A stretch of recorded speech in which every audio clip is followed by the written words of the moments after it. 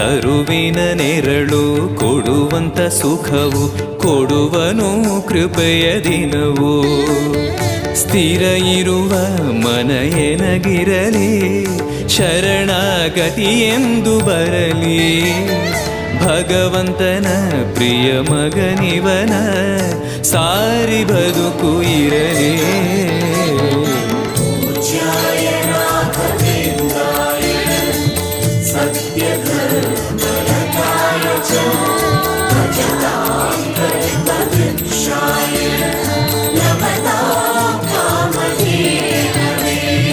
ಆಲಯವೆಂದರೆ ಮಂತ್ರಾಲಯವೇ ಬೇರೆ ನಾ ಅರಿಯಲಾರೆ.